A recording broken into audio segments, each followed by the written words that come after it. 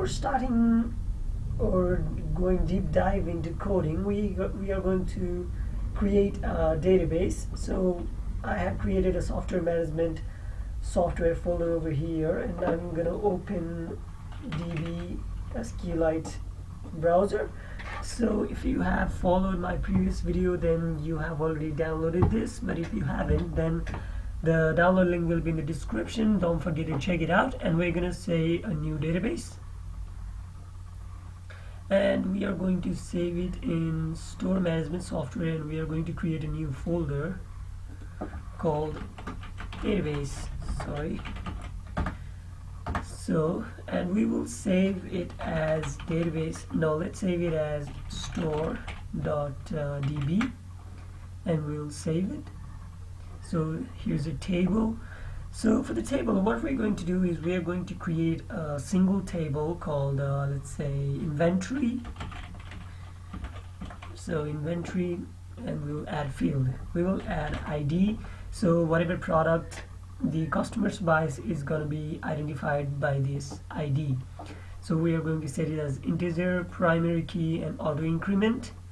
So we are going to add the other field called name of the product. Name of the product, which is going to be text, and we are going to say stock the product, like how many is in the inventory, and we are going to add another field called cost.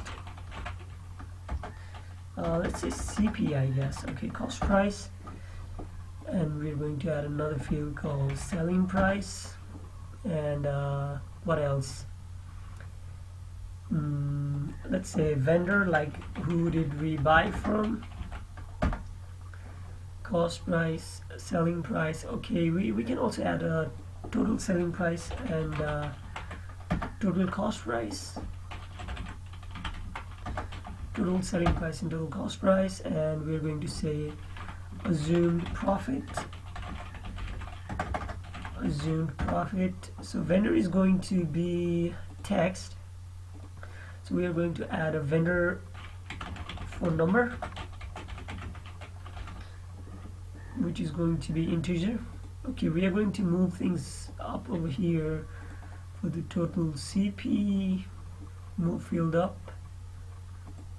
Let's down, yes. Total SP, move field up. Assumed profit up, and vendor ID, name, stock, CP, SP, total CP, total SP, assumed profit, vendor phone number. Okay, we have the table called inventory, and we will press OK. Let's browse data. It's all empty. Let's save it and close it.